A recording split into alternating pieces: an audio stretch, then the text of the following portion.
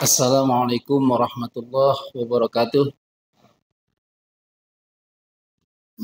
Alhamdulillahirabbil alamin wa bihi nasta'in ala umurid dunya waddin. Asyhadu an la ilaha illallah wahdahu la syarikalah wa asyhadu anna Muhammadan abduhu wa rasuluh. Allahumma shalli wa sallim wa barik ala nabiyil karim wa ala alihi wa ashabihi ajmain, amma ba'd. Alhamdulillah, kita senantiasa bersyukur kehadirat Allah Subhanahu wa taala. Allah karuniakan kepada kita kesehatan. Allah berikan hidayah ke dalam hati kita sehingga kita dapat melaksanakan salat subuh ini dengan berjamaah. La haula wala quwwata illa billah. Tidak ada daya, tidak ada kemampuan kecuali dengan pertolongan Allah. Dengan ibadah-ibadah yang kita lakukan merupakan Allah memberikan pertolongannya kepada kita sehingga kita dapat melaksanakan ibadah kepadanya. Hadirin jamaah subuh yang berbahagia, pada subuh ini kita akan berbincang-bincang tentang Tibbun Nabawi dan kedokteran timur, di mana kita pahami bahwasanya kita sebagai manusia yang hidup di alam ini, maka kita terikat dengan hukum alam. Kalau kemarin disampaikan bahwasanya manusia ini terdiri dari ruh dan jasad. Ruh manusia terikat dengan hukum langit dan jasad manusia itu terikat dengan hukum bumi. Jadi karena kita di alam, maka kita terikat dengan hukum alam ini. Nah, pada kesempatan ini saya akan menyampaikan tentang penyebab munculnya keluhan dan munculnya rasa sakit ditinjau dari kedokteran timur dan Tibbun Nabawi. Jadi sakit itu muncul atau penyebab penyakit itu dipetakan dengan yang pertama penyebab penyakit dari luar yang dikenal dengan PPL namanya, penyebab penyakit dari luar. Nah, kemudian ada penyebab penyakit dari dalam, itu dari organ dalam. Kemudian ada penyebab penyakit dari emosi, dari sampah-sampah emosi yang menumpuk di dalam pikiran, dalam hati, di alam bawah sadar kita yang satu saat dia muncul mengganggu fisik kita. Nah, kemudian ada penyebab penyakit itu berasal dari wabah. Nah, 4 hal ini yang menyebabkan seseorang itu muncul keluhan, muncul sakit, gitu. Nah, yang pertama penyebab penyakit dari luar itu disebabkan oleh sesuatu yang datang dari luar diri kita, yaitu angin, kemudian hawa dingin, kemudian suhu panas, kemudian lembab dan kering. Nah, kita dipengaruhi oleh ini. Di Indonesia kita mempunyai 2 musim, musim panas dan musim dingin, musim hujan dan musim kemarau. Jadi kita diikat oleh 2 musim ini. Nah, musim panas itu nanti ujungnya musim kemarau, ya.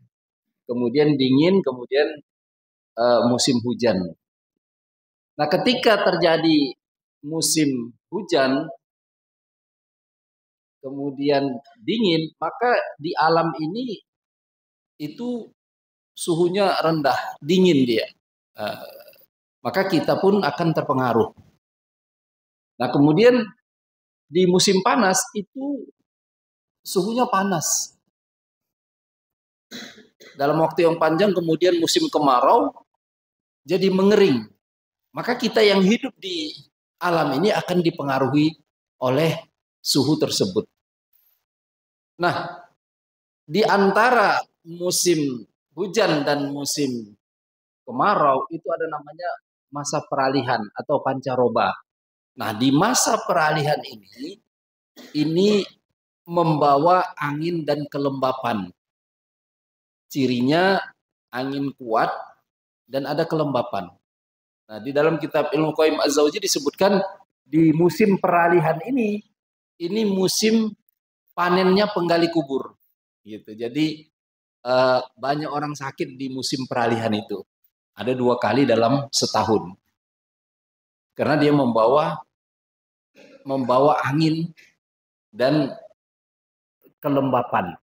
Nah, angin itu di dalam kedokteran timur disebut sebagai panglima penyakit yang berasal dari luar. Jadi penyakit dari luar itu rajanya angin. Sebagaimana angin di alam itu dia menggoyangkan pohon-pohon gitu. Nah, kemudian berpindah ke sana kemari gitu. Maka ciri orang yang kena terpapar oleh angin itu penyakitnya itu pindah-pindah. Pindah sakit di kaki, kemudian sakit di rematik itu sendi-sendi, pindah ke sana, pindah ke sini gitu. Nah, kalau di dalam ilmu tentang sihir itu biasanya jin itu membawa sihir itu melalui angin, ya, selalu melalui angin. Dan angin itu menyerang daerah atas, dia menyerang daerah atas. Nah, kemudian cirinya adalah sakitnya tiba-tiba. Kalau pagi kita lihat beraktivitas sehat, kemudian tiba-tiba sore sakit, meriang. Nah, itu angin dia. Nah, jadi serangannya itu tiba-tiba, kemudian dia berpindah-pindah, kemudian angin itu juga sifat serangannya itu daerah atas, dan angin ini juga membawa kelembapan. Dia juga bisa membawa panas, bergabung dengan panas disebut dengan angin panas, bisa juga dia bergabung dengan dingin disebut angin dingin. Ciri khas daripada penyakit yang disebabkan oleh angin ini adalah itu suhu naik, demam. Kita demam. Nah, demam ini ada 2. Demam tapi kita menggigil, kita maunya pakai selimut gitu. Kita tidak kuat dengan dingin, kemudian tidak kuat dengan angin. Jadi kalau orang masuk angin itu, kalau ada kipas angin disuruh matiin, matiin. Gitu. Dia nggak kuat, keluar nggak kuat. Kemudian kalau dia pakai selimut, berarti dia angin dingin. Yang menyerang dia itu angin dingin. Kalau dia demam, tapi berkeringat dia. Ada yang pernah gitu Pak, demam tapi berkeringat. Gitu. Suhunya naik, tapi dia keluar keringat. Gitu. Nah itu angin panas. Angin panas biasanya menyerang di musim-musim panas. Gitu. Atau biasanya suka menyerang anak-anak. Dia demam, tapi tidak mau pakai selimut. Jadi dia keluar keringat. Gitu. Nah, ini 2 hal yang berbeda. Obatnya pun berbeda. Kalau dia angin dingin, maka untuk mengatasinya adalah dibuat dia berkeringat. Biasanya yang pedas-pedas. Maka kita sering dengar dia demam, tidak enak badan, terus dikasih bakso yang agak pedas, gitu. Wah, keringatan, sehat saya sudah. Nah, gitu. Nah, itu angin dingin. Dikasih. Jadi kalau ada yang selimutan, demam gitu, kasih bakso, kasih agak pedas. Merangsang keringat. Jadi yang merangsang keringat itu obatnya. Gitu. Jadi kalau ramuan perangsang keringat itu jahe. Jahe itu mengeluarkan keringat. Gitu. Dia mengusir angin dingin. Itu kemudian ranting kayu manis itu juga mengusir angin dingin. Kemudian kalau ada lendir-lendir di tenggorokan pakai kencur. Itu ditumbuk, diambil sarinya, kasih sedikit garam untuk membuang lendirnya. Itu juga dia mengusir angin dingin. Nah, secara terapinya itu kerokan. Jadi kerokan itu membuka pori-pori. Kerokan itu cara kerjanya lebih sopan dia. Pintu dibuka, kemudian dipersilakan keluar gitu. Pori-porinya dibuka, anginnya keluar. Nah, ada yang agak lebih cepat keluarnya itu bekam. Kalau dia bekam itu ditarik dia, ayo keluar, keluar, keluar, gitu, diusir dia. Itu karena kalau dia dari luar itu kita usir, terapinya diusir, diusir dia, karena dia dari luar, angin diusir.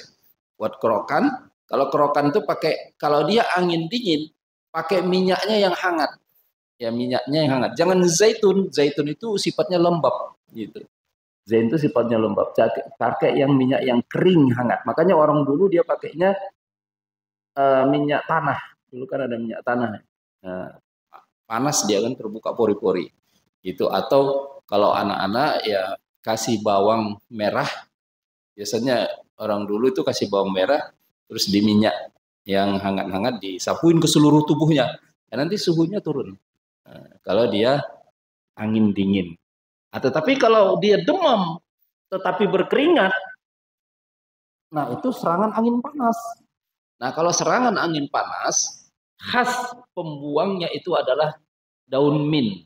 Nah, jadi mint itu apa namanya, daun mint ya Bapak tahu daun mint. Nah, itu membuang angin panas dia karakternya. Jadi kalau demam tapi berkeringat, cari itu daun mint. Ya, mungkin di toko-toko herbal juga ada ya, daun mint, bunga krisan gitu. Nah, itu khas karakternya membuang membuang angin yang sifatnya panas. Nah, ini panglima. Panglima penyakit dari luar itu angin. Nah, tetapi angin ini juga bisa bergabung dengan dingin. Nah, dingin ini juga adalah penyebab penyakit. Ya, dingin, suhunya dingin terus gitu. Ya, kita kemana-mana pakai jaket, gitu kan. Kedinginan. Nah, dingin itu karakter dingin, sifat dingin itu dia merangsang lendir keluar.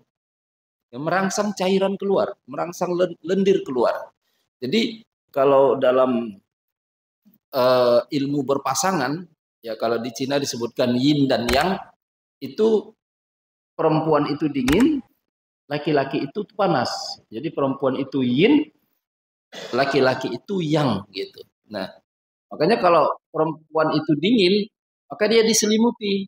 Di apanya dia di rumah diselimutin, kalau keluar rumah ya kan dia pakai menutup aurat gitu. Kalau laki-laki itu dia panas karakternya, dia harus keluar rumah. Dia harus keluar rumah, kemudian dia ada ketegasan, kemudian dia dari postur tubuhnya, kulitnya dia kasar, sedangkan perempuan dia kulitnya halus. Gitu. Nah, kemudian laki-laki itu dia harus ada ketegasan, dia laki-laki, dia harus keluar rumah. Kemudian kalau perempuan tuh dia sesuai kodratnya. Ya, kalau ada apa-apa dia nangis gitu itu.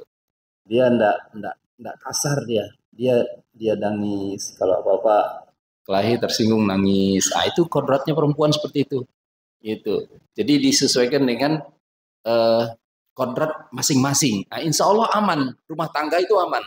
Kalau disesuaikan dengan kodratnya masing-masing gitu. Tapi kalau perempuan juga kasar, ya, dia juga keras suaranya, wah, laki-laki ngerasa ini di depan saya perempuan atau laki-laki ya. Nah, ini yang sering terjadi KDRT itu. KDRT itu terjadi suaminya kan tegas, merasa oh, marah gitu. Nah, harusnya perempuan nangis. Nah, imbang dia kan, nangis. Jadi laki-laki ini tidak marah terus. Kasihan ya nangis. Nah, dia akan merangkul. Karena perempuan itu dirangkul dia, dipeluk gitu. Nah, tapi kalau perempuannya juga kasar ngomongnya, keras gitu kan, tegas dia. Laki-laki dalam pikirannya, menghadapan saya ini laki-laki nih. Maka dia terpancing untuk berkelahi gitu. Karena laki-laki itu kan dia berkelahi, terpancing untuk berkelahi. Nah, nggak ada dua-duanya, nggak ada di antaranya. Nggak ada masa peralihan laki-laki dan perempuan. Nggak ada. Kalau ada laki-laki yang ya dia kemayu-kemayu gitu kan, nah itu menyalahi kodratnya sebagai laki-laki. Itu apa namanya? Eh, itu menyalahi, itu bahaya. Nah, jadi dingin itu dia mengalahkan panas. Gitu. Dingin itu mengalahkan panas. Kalau dingin tadi merangsang cairan lendir keluar, tetapi dingin juga akan melemahkan panas, melemahkan energi. Maka perempuan itu dia bisa melemahkan laki-laki. Gitu. Laki-laki itu lemah ya di tangan perempuan gitu. Disebutkan dalam Quran itu inna kaidahunna azim. Tipu daya wanita itu azim, besar, hebat gitu. Sementara disebutkan Quran sesungguhnya tipu daya setan itu do'ifah. Setan itu tipu dayanya itu lemah.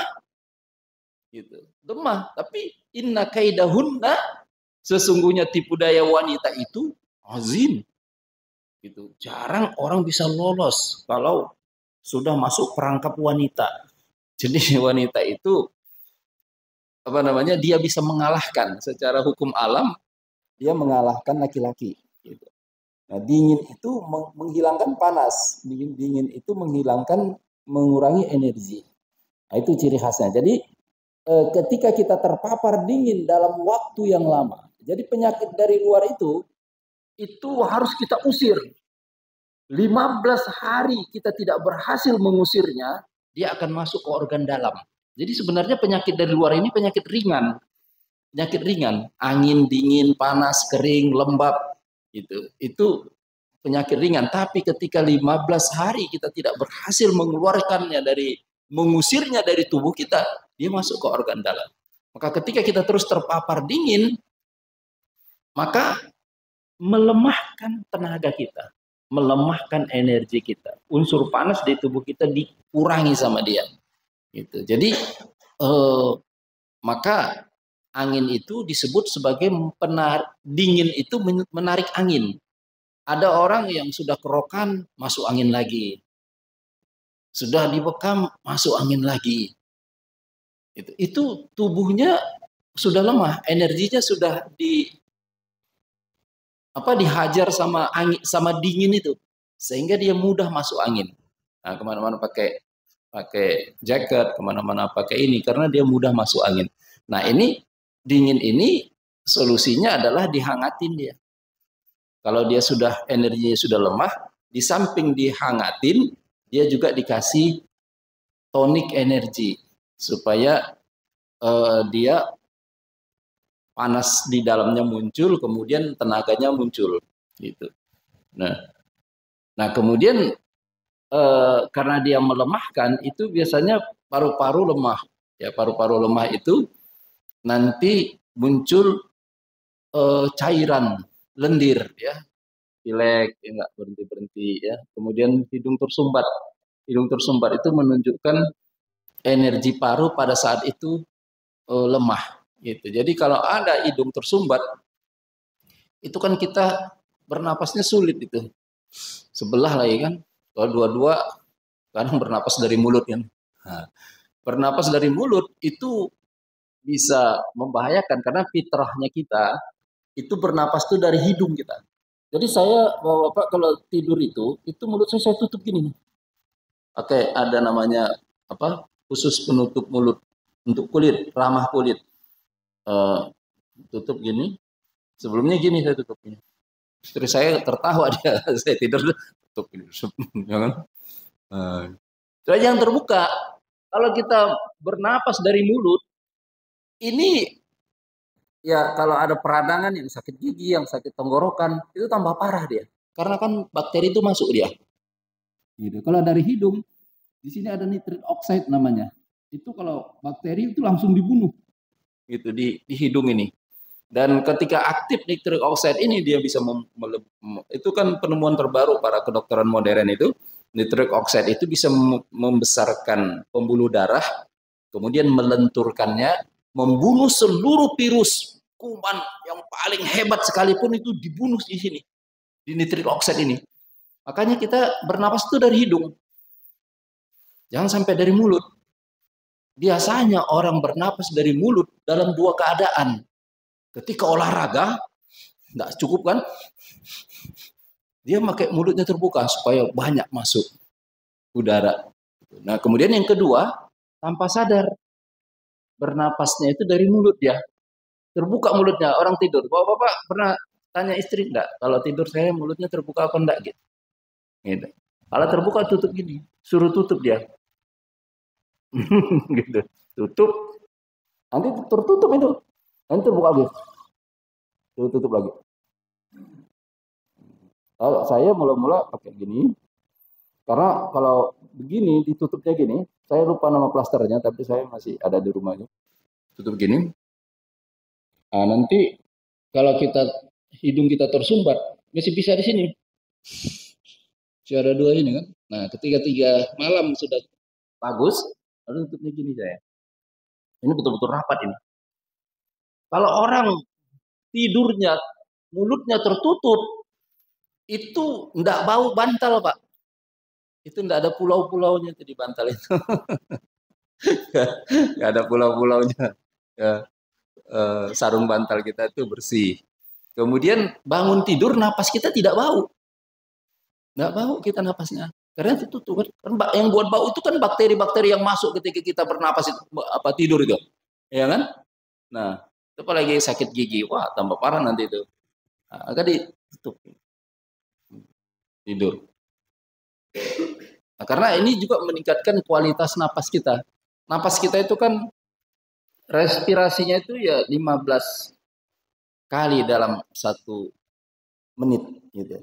Bapak Ibu pernah nggak menghitung narik napas dan mengeluarkan napas itu dalam 1 menit orang sehat itu di bawah 20 kali respirasi ya. Ya 16 lah yang normalnya. Kalau lebih itu namanya hiperventilasi, namanya kelebihan bernapas, boros bernapas namanya. Boros bernapas. Sedangkan paru-paru itu paru-paru itu istana energi. Ya, istana energi. Nah, dia ketika energi lemah, maka paru-paru lemah, tadi cairan lendir terangsang keluar, dia menutup hidung. Nah, sehingga hidung tersumbat. Nah, saya sering lakukan kalau hidung tersumbat itu, ini Bapak-bapak bisa lakukan juga. Ini mujarab ini ya, mujarab itu. Jadi kalau hidung tersumbat, tarik napas semampunya, keluarkan napas dari hidung sampai kandas, kemudian tutup hidung. Tutup. Sampai kapan ditutup? Sampai kita mau ingin naik napas, sampai gini. Ketika kita ingin narik napas, jangan dibuka. Jangan dibuka. Kita taruh kepala kita ke belakang, kiri, kemudian digoyang. Udah goyang gini, taruh ke depan, goyang lagi. Baru lepaskan. Nah, mulai nanti terbuka itu sedikit. Gitu. Tapi masih ada, buat lagi. Tarik nafas lagi, lepaskan, tutup. Ketika kita ingin bernapas, jangan dilepas tangan kita. Taruh ke belakang, goyang. Taruh depan lagi. Nah, nanti agak plong dia. Gitu. Nah, itu 5 kali, udah normal. Nah, bisa tidur kita. Kan susah kalau kita mau tidur itu napasnya sebelah, jengkel kan, apalagi ada yang gangguin, marah gitu. Pemarah jadinya. Nah, saya orang pakai inhaler itu ya, pakai hirup-hirup itu. Tapi ini kan enggak pakai itu kita pakai ini, pakai cara ini. Nah, itu nanti plong lagi dia. Gitu. Nah, jadi merangsang cairan lendir keluar. Itu keluar sini, kemudian di sini. Nah, kemudian nanti timbul batuk. Batuk itu kan mekanisme tubuh membuang benda asing. Batuk itu. Nah, jadi dingin itu dia merangsang cairan lendir keluar, sifat dingin. Kemudian sifat dingin itu adalah melemahkan panas di tubuh kita, melemahkan melemahkan energi. Jadi perempuan itu bisa melemahkan laki-laki. Yang melemahkan laki-laki itu kan perempuan. Nah, kemudian dingin itu juga dia di samping merangsang keluar cairan, kemudian dia juga menarik angin. Nah, jadi orang dingin itu mudah masuk angin. Itu dia mudah masuk angin. Dan dia melemahkan energi. Maka dia akan menyerang juga daerah perut. Nanti diare. Diare itu peta perjalanannya itu kebanyakan dari limpa pankreasnya dingin. Gitu. Jadi dingin karena dia juga merangsang cairan keluar. Solusinya apa? Solusinya dihangatin. Solusinya dihangatin. Nah, kalau dia bergabung angin, dingin, kemudian ada satu lagi lembab. Nah, ini lembab itu biang 1000 penyakit. Ya, lembab itu biang 1000 penyakit. Lembab itu dia berasal dari cairan, kemudian suasana lembab itu pengap, kemudian berat, berat organ kita, terasa berat. Jalan itu terasa berat. Kalau orang kepalanya rasanya dibungkus, itu perjalanannya karena lembab gitu. Dan penyakit lembab ini akan makin parah ketika maghrib tiba. Maghrib ke malam, kalau dia sakit apapun itu tambah parah penyakitnya. Ya, lembab dingin itu maghrib. Sehingga ada orang bilang kalau maghrib penyakit saya datang ini. Itu aneh. Kalau siang saya sehat aja. Tapi kalau sudah maghrib malam, muncul gitu. Sehingga orang curiga kan, wah ini jangan-jangan jin ini. Itu jin kan sering disalahkan. Nanti diruqyah gitu kan. Padahal bukan jin karena karakter lembab sama dingin itu dia maghrib sampai malam. Apalagi malam itu kan matahari tidak ada dingin. Gitu. Jadi kalau orang makin parah penyakitnya pada malam hari itu dari dingin dia. Kalau makin parah penyakitnya siang hari, penyakitnya itu dari panas karena matahari. Maka setiap matahari, waduh dia mungkin sakitnya makin parah. Kalau malam dia tidak terlalu parah sakitnya. Gitu. Kalau malam tidak terlalu parah. Kalau orang dari panas. Nah, lembab itu, jadi tadi angin, dingin, kemudian lembab. Lembab itu karakternya memberatkan kerja organ. Gitu. Memberatkan kerja organ. Dan dia juga melemahkan energi, melemahkan energi, kemudian membuat terganggunya limpa pankreas. Kalau di kedokteran timur itu ada limpa pankreas. Itu masalah sakit di perut itu di samping dingin tadi juga lembab. Dan lembab ini biang 1000 penyakit. Dan lembab ini paling sulit dikeluarkan, paling sulit dibuang gitu.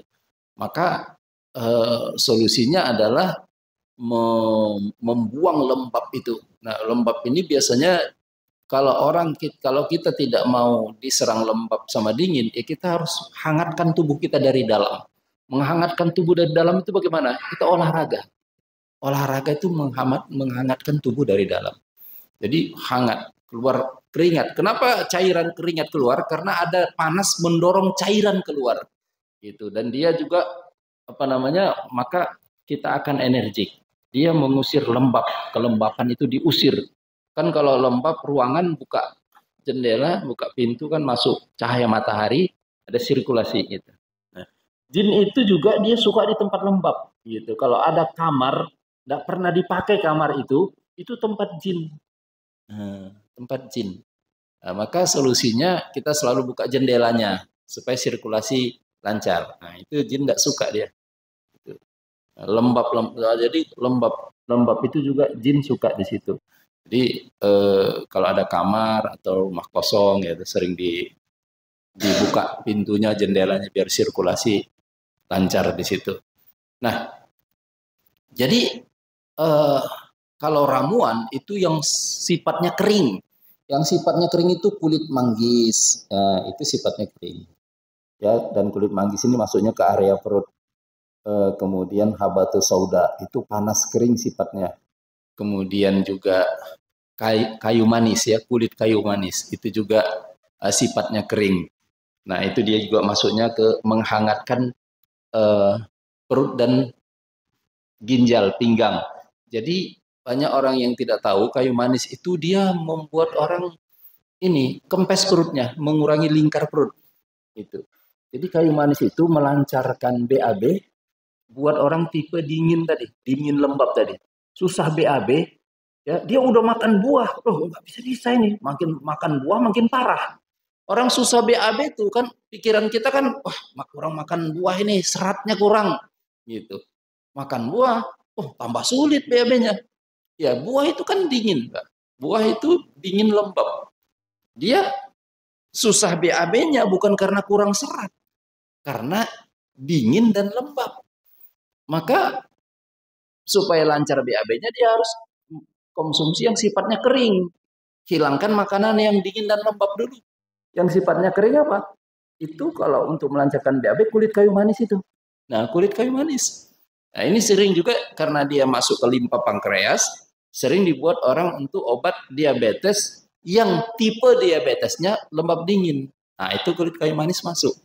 Itu direbus ya sampai nanti sudah seimbang ya, BAB-nya sudah lancar, itu lingkar perutnya mengecil dia. Nah, gitu. Nah, itu kelembapan. Nah, kemudian ada panas. Panas itu sifatnya mengeringkan cairan. Panas. Kalau panas, kalau kita masak air, kompornya tidak kita matikan, sudah mendidih, itu airnya habis lama-lama. Gitu. Nah, suhu panas itu membuat cairan tubuh kita itu berkurang. Darah kita itu komposisinya itu 55% plasma. Plasma itu cairan. Maka darah akan mengental. Gitu. Ketika kita kurang cairan. Gitu. Apalagi suhu panas. Ya sekarang ini kan kadang suhu panas ya, kadang dingin gitu. Maka kita perlu lihat di BMKG itu. Wah, suhu sekarang lagi gini, angin lagi kuat ini. Nah, saya harus keluar rumah persiapannya ini. Nah, gitu. Jadi itu sangat membantu BMKG itu untuk melihat cuaca yang ada sekarang, persiapan kesehatan kita bagaimana meresponnya. Itu kita masih bisa lihat di HP kan kadang muncul hari ini cerah begini-begini gitu. Nah, jadi panas itu sifatnya mengeringkan cairan gitu. Jadi cairan itu akan kering. Nah, kemudian panas itu membuat gelisah. Ya, bayangkan Bapak, kita tinggal di sebuah gedung, AC-nya ndak ada, gitu. Kita keringatan gini-gini terus kan, gitu. Terus gedungnya terkunci lagi, ndak bisa keluar. Aduh, mana nih sampai kan gelisah kita. Orang bisa gila itu lama-lama itu, bisa gila lama-lama. Kan panas itu ini. Dia sehat, tubuh kita sehat karena ruangannya panas, kita terpengaruh.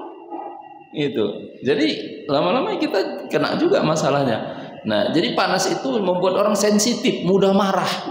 Ntar marah, teriak-teriak gitu. Kritik sana, kritik sini, protes sana, protes sini. Dia suka protes, suka kritik, suka ini, suka itu monster energi itu dia panas sebenarnya. Nah, itu diajak makan-makan buah, kita makan-makan dulu, Pak. Yuk sini. Kalau istri kita suka marah-marah, kasih makan buah dulu, yuk. Ya, itu nanti jadi dingin. Wah, ya enak ya gitu. Nah, itu.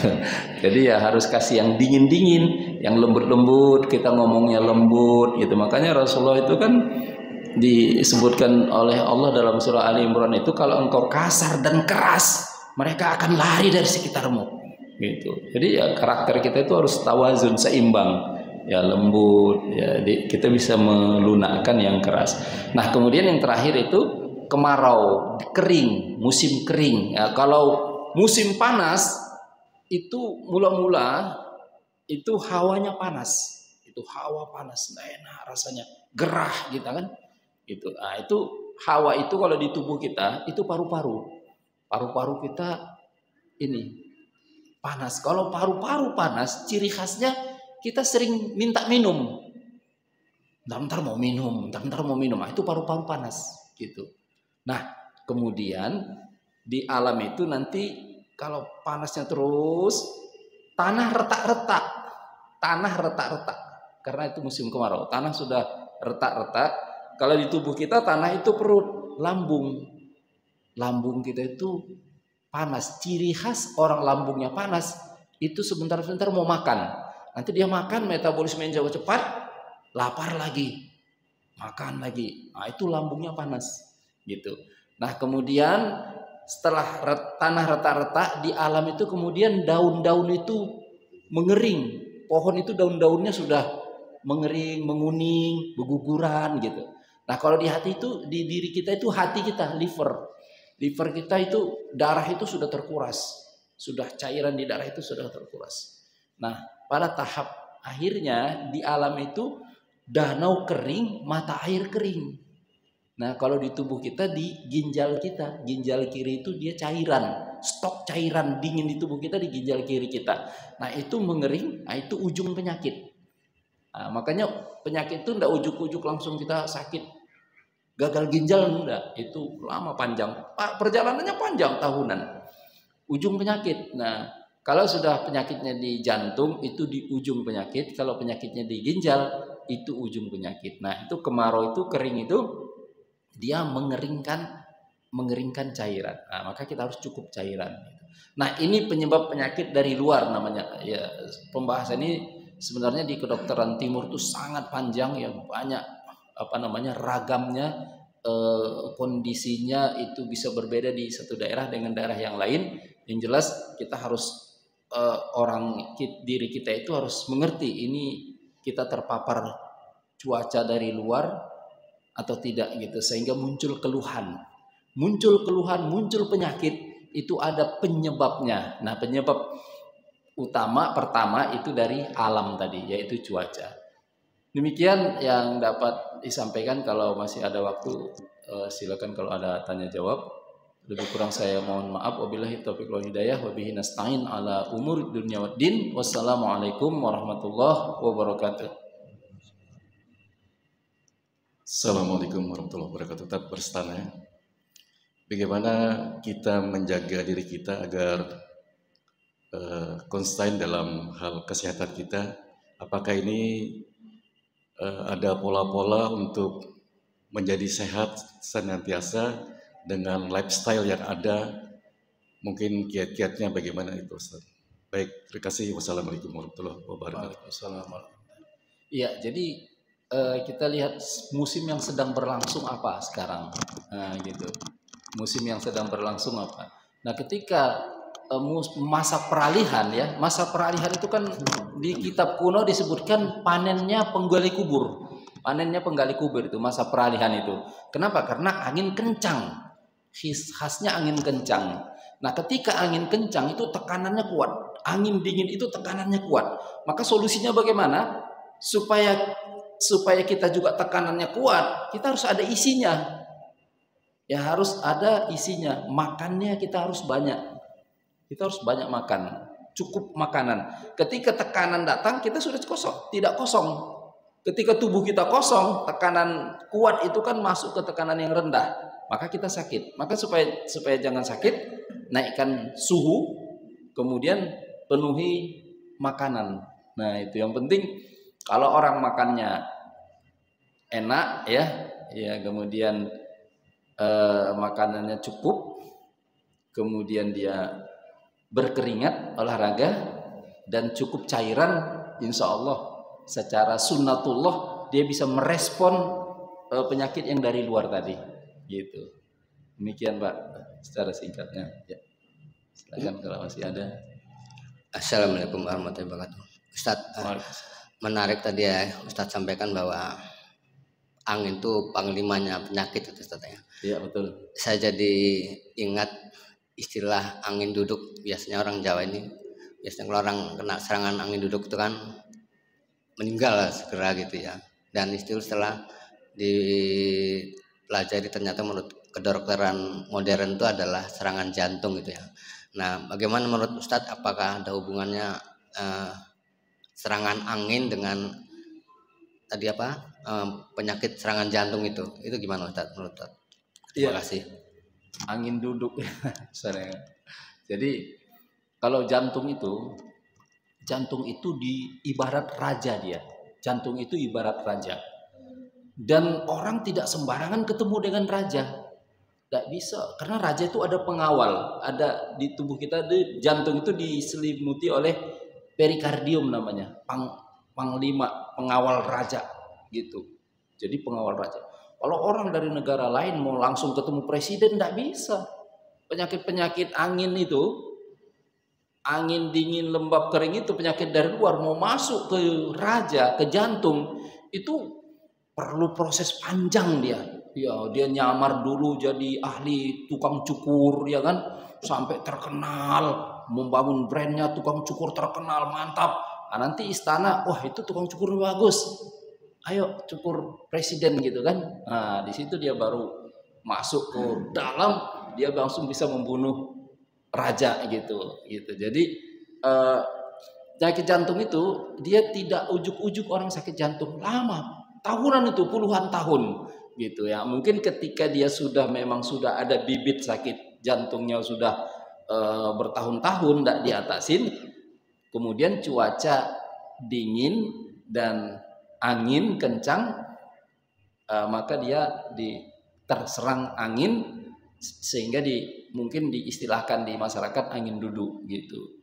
Nah, sehingga karena jantung kalau meninggal itu kan jantungnya terhenti kan, aktivitas otaknya, listriknya sudah tidak ada, jadi orang meninggal dunia. Jadi artinya kalau hanya sekedar angin itu tidak bisa langsung masuk ke jantung dia, ke raja. Jantung itu penyerang itu dua, penyakit jantung itu dari bawah ya, dari bawah itu petanya tadi puluhan tahun, salah makan dia, habis salah makan sakit ini, umpamanya diabetes nggak bisa ditangani terus sakit ini lagi terus, akhirnya merembet langsung ke jantung gitu, tapi lama puluhan tahun. Nah, cara cepat membunuh raja itu pengkhianatan dari dalam istana.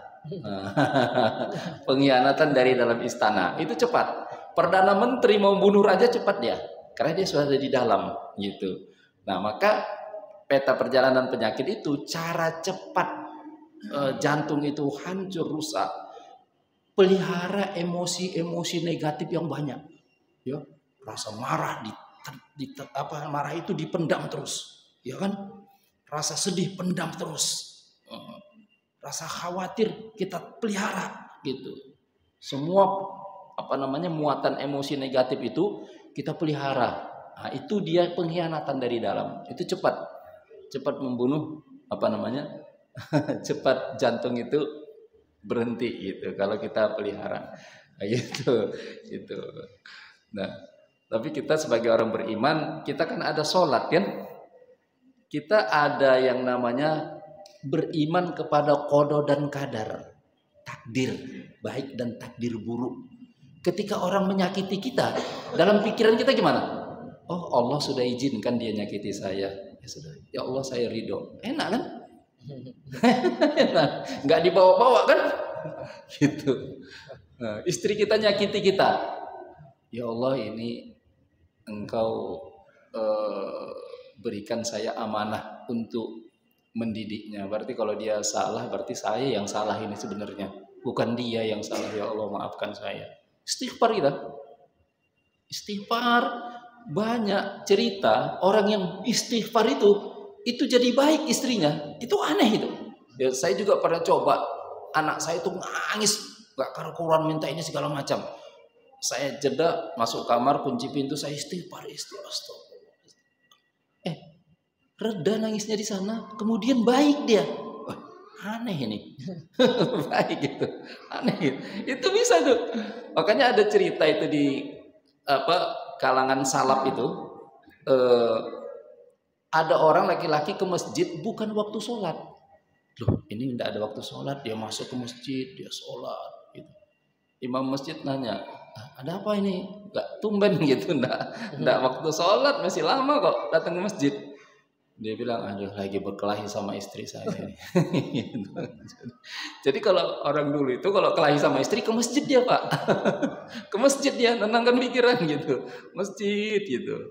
Istighfar gitu. Nah istighfar. Habis itu pulang disambut sama istrinya nggak dengan wajah yang senyum yang ini yang itu. Kaget dia.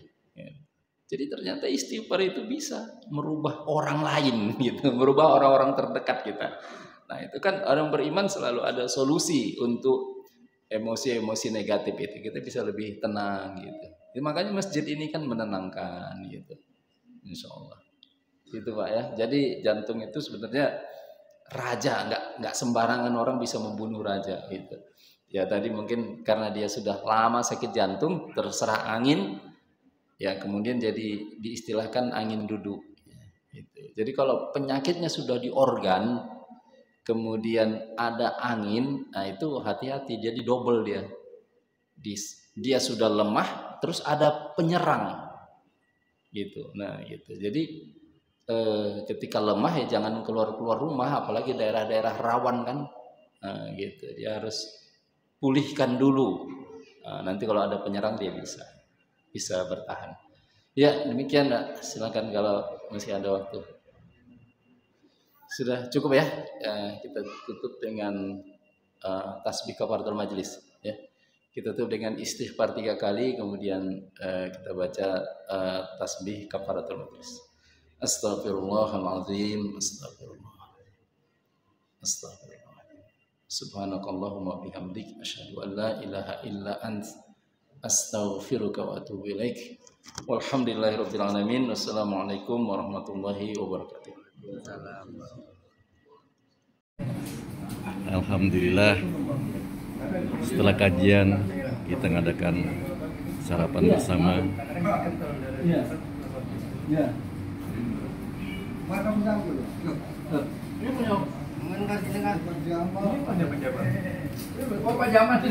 Oh, itu